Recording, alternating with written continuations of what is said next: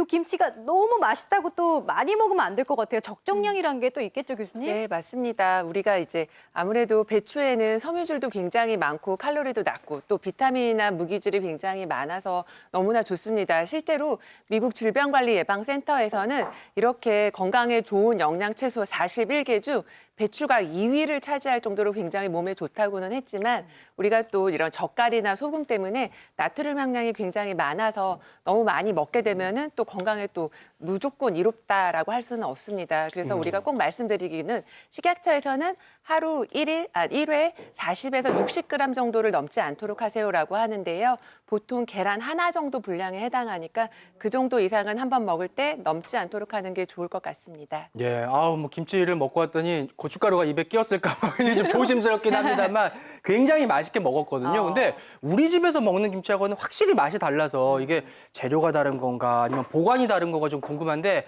그 비법을 우리 김혜연 씨가 이하연 선생님께 차트로 딱 네. 배워 오셨더라고요. 예. 제가 특급 얼마나 비법. 어렵게 이 네. 차트를 준비했는지 우리 선생님 그러니까. 모시고 오면서요. 네. 예. 사실은 명인의 손맛은 아무나 가르쳐줍니다. 오늘 그러니까. 무엇이든 해서 특별히 공개합니다. 예. 네. 자, 우리 선생님. 그거 잠깐 내려놓으시고. 실패 없는 김치 만드는 자. 비법. 네. 궁금하시죠? 지금부터 가겠습니다. 자, 선생님. 뭐뭐에 집착하지 마세요. 뭐뭐에 집착하지 말까요? 맛 내는 재료, 오, 뭐 설탕, 매실청, 네.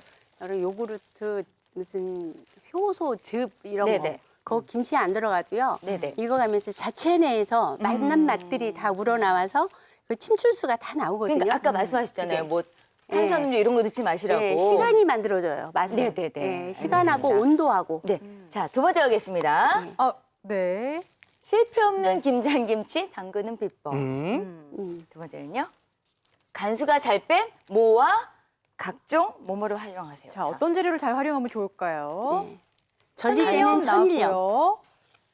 그리고 젓갈. 갖가지 간수 젓갈. 잘 빼는 게 네네. 중요한가 봐요. 네네네. 젓갈이 맛을 내줘요. 그래서 네. 맛있는 젓갈을 고르는데 시간 발품은 좀 파시고요. 네네. 예, 이렇게 인위적인 그런 어떤 첨가물보다는 네네. 젓갈이 김치 맛을 내주더라고요. 그러니까. 근데 뭐 젓갈에 따라서 뭐 서울식, 경상도식, 전라도식 막 이렇게 맛이 달라지잖아요. 그쵸. 그러고 보면은 한 박사님 젓갈이 굉장히 중요한 역할을 하나 봐요. 김치의 맛은 젓갈이 좌우한다고 해도 과언이 아닐 만큼 젓갈은 해산물로 만들거든요. 그리고 짧게는 1년부터 젓갈은 길게는 5년까지 발효와 숙성 과정을 거치게 됩니다. 그래서 그 해산물에서 품어져 나오는 여러 가지 아미노산들이 굉장히 다량이 들어있고 우리가 조미료라고 알려져 있는 HMP, AMP라는 그 핵산 성분이 이 젓갈에 듬뿍 들어 있습니다. 그래서 김치를 담글 때 젓갈을 활용한 것은 맛있는 김치를 담그는 비법이라고 할 수가 있습니다. 실제로 김치를 숙성시키는 재료를 조사를 해봤더니 멸치젓, 새우젓 이런 젓갈들이 숙성을 굉장히 촉진시키고요. 예. 재료 중에서는 무가 숙성을 촉진시킵니다. 그래서 실은 굉장히 오랫동안 두고 먹을 김치는 젓갈은 작게 담그 이렇게 넣어주는 게 중요하지만 맛나게 담글 때는 젓갈을 빼시면 안 되겠습니다. 네. 자, 그 다음으로 한번 넘어가 볼까요? 자, 실패 없는 김장김치 만드는 비법 세 번째. 맛있는 김치 먹는 법은 뭘까요? 고기 짜잔. 아, 숙성 시간과 온도네요. 온도. 네, 이하연 선생님. 네. 온도가 이제 우리가 왜 엄마들이 김치가 설미쳤네 이런 표현 써요. 네, 맞아요. 담그자마자 바로 저온으로 들어가면 그래요. 그러니까 김치 냉장고에 넣더라도 반드시 그 숙성 모드를 눌러줘야 되고요. 네네. 보관 모드로 바로 들어가면 김치가 잘 익질 않아요. 그래서 배추김치 같은 경우에 배추는 배추대로 양념은 양념대로 따로 놀아요. 네네. 그래서 일정하게 15도씨에서 36시간 정도. 그러면은 하루 한나절 정도는 그 햇빛이 들지 않은 서늘한 곳에 네. 뒀다가 김치가 어느 정도 국물도 생기고 약간 봉지가 조금 빵빵해지려고 할 때 그때 냉장고 넣으면 맛있게 먹을 수가 있어요. 네. 숙성이 잘 돼서. 그렇군요. 네. 야, 시간이 되게 중요하네요. 숙성. 한 박사님 또 냉장고에 넣는데도 비결이 있죠? 네, 우리가 김장김치 하면 실은 1년 12달을 보관을 해서 먹는 김치입니다. 그래서 한두 달 이내에 먹는 거는 이하인 명희님이 설명해 준 대로 약간 익힌 다음에 냉장고에 보관을 해두시고요. 3, 4개월 이상 굉장히 오랫동안 먹을 김치는 바로 보관 모드로 들어가 주는데 거기서 비법이 한 가지가 있습니다. 김치는 이렇게 발효가 진행되는 과정에서 탄산가스가 발생을 하기 때문에 김치가 위로 뜨게 됩니다. 이럴 때 눌러주지 않으면 그 맛있는 그 국물에서 나오는 것들이 골고루 퍼지질 않아요. 그래서 어. 한번 약간 익었을 때 꼭꼭 눌러서 다시 한번 눌러가지고 김치를 보관을 해두시면 1년 12당 걱정 없이 먹을 네. 수가 있는 그런 맛있는 김장김치가 되겠습니다. 그렇군요. 네. 자, 그럼 네 번째 가볼까요? 자, 맛있는 묵은지 만들려면 속 재료는 어떻게 할까요? 빵빵하게. 간단하게. 간단하게. 간단하게. 반대네. 그렇죠. 네. 묵은지를 만들 때는 김치가 맛있게 익을 수 있는 요소들을 빼요. 아까 배 들어간 것도 빼고요. 미나리도 빼고 오. 찹쌀죽도 빼고요. 아, 생새우도 그거를요? 빼요. 아 진짜. 예, 그리고 젓갈도 양을 줄이면서 소금 간을 조금 하면 오래 보관해도 맛있게 숙성이 잘 돼요. 아까 우리 할 때 얘기했잖아요. 좀 간단하게 그러니까요. 묵은지를 할 때는. 자, 마지막입니다. 골마지 예방법은 맛있게 어떻게 하면 골마지 예방법을 할 수 굴마지를 있을까요? 예방하라. 김치를. 예. 짜잔. 어. 소금에 절인 배추 겉잎. 아까 보여주셨어요. 보여주셨잖아요. 네. 그게 굉장히 중요해요. 별거 네. 아닌 것 같지만 저 항상 배추 절일 때 겉잎 다 절이라고 하거든요. 네. 배추 김치뿐만이 아니고 총각김치나 오이소박이 뭐든지 그걸 냉동실에 좀 넣어놨으면 좋겠어요. 그래서 그걸로 이렇게 덮어주면 냄새도 안 나고 굉장히 맛있게 숙성이 돼요. 그리고 공기하고 접촉을 최대한 차단시켜줘야 돼요. 네. 그러니까 잘 담궈놓고 그 마지막 그거 작업 안 하면 먹다가 맛이 변하는 거잖아요. 그렇죠. 예, 중요하네요. 네, 그러니까요. 실패 없는 김장김치 네. 만드는 방법까지 배워봤습니다. 지금 시각 10시 31분 지나고 있고요. 실시간 궁금증 풀어보고 네. 갈게요. 자, 어떤 게 있을까요? 크인님, 김치가 감기에도 좋다고 하는데 그 이유가 무엇인가요? 오. 아, 감기에도 좋아요? 한 박사님? 김치에가 우리가 고춧가루나 김치에 들어가는 여러 가지 재료가 비타민C가 굉장히 풍부하기 때문에 그렇습니다. 실은 감기 예방법 하면 비타민C를 충분하게 먹어주라고 하죠. 이런 것들이 면역력 상승 효과와 함께 맞물리기 때문에 감기에도 좋다는 효과가 있다고 그렇게 알려져 있습니다. 네. 푹 쉬시면서 맛있는 거 드시면 뭐 뚝 떨어지겠죠. 예, 건강 관리 잘 하시고요. 그다음 보겠습니다. 예.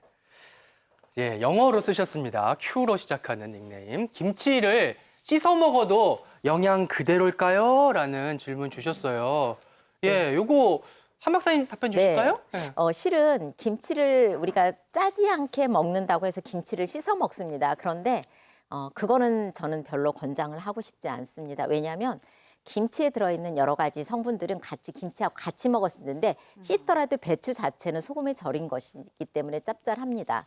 그래서 이렇게 맛있는 영양 성분을 씻어서 버리지 마시고 그렇게 먹는 것보다는 우리가 김치는 실은 밥이라든가 여러 가지 주 재료와 같이 먹는 거거든요. 그래서 김치를 많이 먹는다기보다는 밥과 함께 김치를 먹는 방법을 택하고요. 그리고 요즘에는 냉장고가 많이 발달이 돼 있어서 굉장히 네. 저염 김치도 많이 있습니다. 그래서 조금 더 삼삼하게 담근 김치를 먹고요. 그다음에 그 매워서 못 먹는다면은 우리가 빨간 김치 말고 백김치도 있거든요. 그런 것들을 아이들한테 권해주시면 좋겠습니다. 네. 네, 우리 네. 전 교수님은 씻어 먹는 방법 어떻게 보시나요?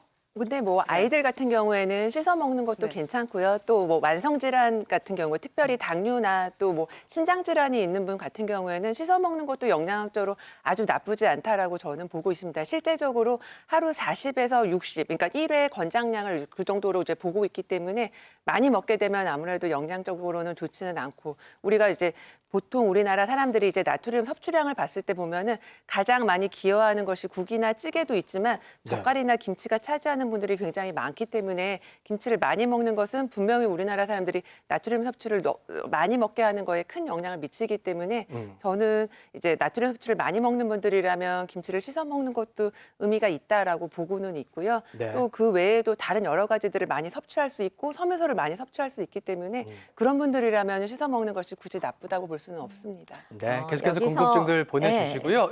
또 네, 첨언하실게요. 이제 중요한 이제 상식적인 거 한 가지 말씀을 예, 드릴게요. 예. 우리가 나트륨 그냥 절대적인 나트륨 섭취량은 굉장히 중요합니다. 그런데 예. 칼륨과 나트륨의 비율이 굉장히 중요합니다. 왜냐하면 나트륨과 칼륨이 2대1 정도, 그러니까 1대2 정도로 들어있을 때 배설이 굉장히 촉진이 되고 좋은 건데 우리 김치는 2대1 정도입니다. 나트륨과 네. 칼륨이. 그런데 여러 가지 가공식품이 예를 들면 햄 같은 거 보면 4대1 정도가 되고요. 치즈 가공식품 같은 거 보면 10대1이 넘습니다. 그만큼 나트륨과 칼륨의 밸런스가 굉장히 우리가 섭취했을 때 얼마나 배설이 되는가는 예. 이 나트륨의 절대적인 함량이 중요한 게 아니라 예. 칼륨하고 이 밸런스가 중요한데 김치는 그게 딱 2대1 정도입니다. 그래서 여러분들이 김치를 조금만 더 심심하게 담그시고 맛있게 보관을 잘 하시고 드시고요. 다른 주재료와 같이 드시는 방법을 권하고 예. 싶습니다. 네.